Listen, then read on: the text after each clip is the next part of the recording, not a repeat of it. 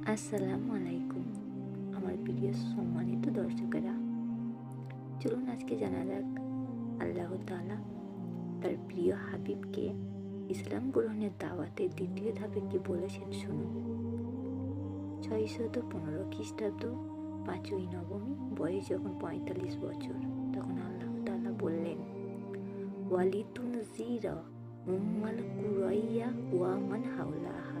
অর্থ, হে আমার প্রিয় হাবিব, আপনি যেন মক্কা ও আশেপাশের লোকেদের সতর্ক করে দেন। জীবনী গ্রন্থে আপনারা অবশ্যই জেনে থাকবেন নবী করিম সাল্লাল্লাহু আলাইহি সাল্লাম নিজের খানদানের ও আত্মীয় স্বজনদের সত্যের পথে আনতে কত কিছুই না করেছেন, সত্যের প্রদর্শনের জন্য কত কিছুই না করেছেন।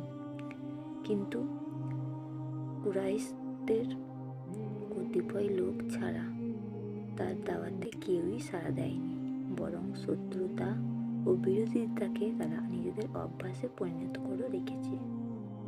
কর্মে কর্মে দাওয়াত ও দেহাত উন্নতির দ্বিতীয় ধাপের উপর কদম রাখল মুহাম্মদ সাল্লাল্লাহু আলাইহি ওয়াসাল্লাম। তখন আল্লাহর পক্ষ থেকে আদেশ হলো, হে সত্যের দাওয়াত প্রদানকারী খানদান ও আত্মীয় স্বজনের লোকেরা, আপনার দাওয়াত অগ্রাহ্য ও অবিশ্বাস করেছে বলে আপনি দুঃখিত হবেন না। নিজের উপর অর্পিত কর্তব্য পালনের দৃঢ়ভাবে প্রতিষ্ঠিত থাকুন, কেননা সৌভাগ্য ও দুর্ভাগ্য আপনার অধিকারে নয়। আপনার কার্য শুধু পয়গম্বর পৌঁছে দেয়া। অবশ্য এখন তার পরিধির বাইরে অগ্রসর হয়ে মক্কার আশেপাশের গোত্র ও কম সমূহকে এ সত্যের পয়গাম শুনিয়ে দিন, যাতে সত্যের পয়গাম প্রাপ্ত হওয়ার জন্য অস্থির আত্মসমূহ সে ডাকে সাড়া দিয়ে শান্তি লাভ করে।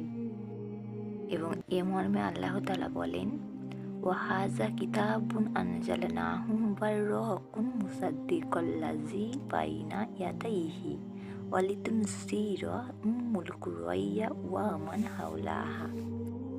এর অর্থ, এ কিতাব যা আমি নাজিল করেছি তা বরকতময় এবং যেসব কিতাব পূর্বে নাজিল হয়েছে তা সত্যায়নকারী। আর তা এই জন্য নাজিল করেছি যেন আপনি উম্মুল কুরা অর্থাৎ মক্কাবাসীদের এবং যারা তার চতুর্দিকে রয়েছে তাদেরকে ভয় প্রদর্শন করেন। সূরা আল আনআম 92 নম্বর আয়াত। আল্লাহ পাক আরও বলেন, ওয়াকাযালিকা আওহাইনা ইলাইকা কুরআনান আরাবিয়্যান লিতুনজিরা উম্মুল কুরাইয়া ওয়া মান হাওলাহা। এর অর্থ, আর এরূপই আমি আপনার প্রতি আরবি ভাষায় কুরআন নাজিল করেছি যেন মক্কা নগরী ও তার চতুর্পাশে যারা রয়েছে তাদেরকে আপনি ভয় প্রদর্শন করেন। সূরা আশ-শূরার 7 নম্বর আয়াত। ফলত প্রিয় নবী সাল্লাল্লাহু আলাইহি সাল্লাম এ ঘোষণার পর সত্যের দাওয়াত ও তাবলীগকে মক্কার সীমাবদ্ধতা হতে মুক্ত করে মক্কার আশেপাশে ব্যাপক করে দিলেন এবং পরবর্তীতে তায়েফ, হুনাইন ও ইয়াসরিব মদিনা পর্যন্ত সে আওয়াজ পৌঁছে দিলেন। এমনকি মুহাজিরদের তারা আবিসিনিয়ার খ্রিস্টান বাদশাহ আসহামা নাজাশী পর্যন্ত সত্যের সেবানি পৌঁছালেন। এবার সত্যি উৎপীড়ন আরম্ভ হলো। সরাসরি মুহাম্মদ সাল্লাল্লাহু আলাইহি সাল্লামকে আক্রমণ না করে তার সাথী সঙ্গী মুসলিমদের তারা বেছে নিল এবং তাদের উপর অত্যাচার শুরু করে দিল। কিন্তু ইসলামের কি অপূর্ব প্রাণ শক্তি! নিষ্পেষণের মাত্রা যতই বাড়তে লাগলো, ভিতর হতে ততই তা শক্তিশালী হতে লাগলো। সুবহানাল্লাহ। একসময় হযরত মুহাম্মদ সাল্লাল্লাহু আলাইহি সাল্লাম নীরবে সমস্ত কিছু দেখছেন এবং শুনছেন। কিন্তু কেন? চলুন শোনা যাক। এক সময়ে যারা ইসলাম ধর্ম গ্রহণ করেছিলেন তাদের মোট সংখ্যা ছিল 40-এর ঊর্ধ্বে নয়। তাদের পদে পদে ছিল লাঞ্ছনা, অপমান, নির্যাতন, ধন, প্রাণহানির আশঙ্কা। এসব জেনে শুনি একে একে দিনে দিনে মুহাম্মদ সাল্লাল্লাহু আলাইহি সাল্লামের সত্য ধর্ম ইসলাম গ্রহণ করে চলেছেন। অন্তরে কতখানি আগ্রহ জাগলে এমনটি সম্ভব হয় তা আপনারা বুঝতেই পারছেন। উৎপীড়নের দুঃখ নেই, জীবনদানে কুণ্ঠা নেই।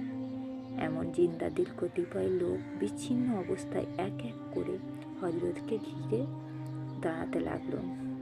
শুধু পুরুষগণ নয়, নারীরাও এ কঠিন পথে পা বাড়াতে লাগলো। সত্যের জন্য এমন আত্ম উৎসর্গ, এমন সর্বস্ব ত্যাগ জগতের ইতিহাসে বাস্তব কি বিরল। উদাহরণস্বরূপ যেমন হজরত বিল্লাল রাদিয়াল্লাহু আনহা, হজরত খাব্বার রাদিয়াল্লাহু আনহা ও ইয়াসির পরিবারের সদস্যগণ, ইয়াসির, সুমাইয়া ও আম্মার, এদের নাম উল্লেখ করা যেতে পারে। নবদীক্ষিত মুসলমানদের ওপর কুরাইশদের অবর্ণনীয় জুলুম ও অত্যাচার চলছে, কিন্তু কি আশ্চর্য, অনন্ত জীবনের সন্ধান পেয়ে তারা এই তুচ্ছ জীবনের প্রতি একেবারে উদাসীন হয়ে পড়েছিলেন। তখন হযরত সাল্লাল্লাহু আলাইহি সাল্লাম নীরবে সমস্ত কিছু দেখেছেন এবং শুনেছেন। কি আর করবেন, আল্লাহর নামে ধৈর্য ধরে থাকার জন্য তিনি সকলকে উপদেশ দিলেন।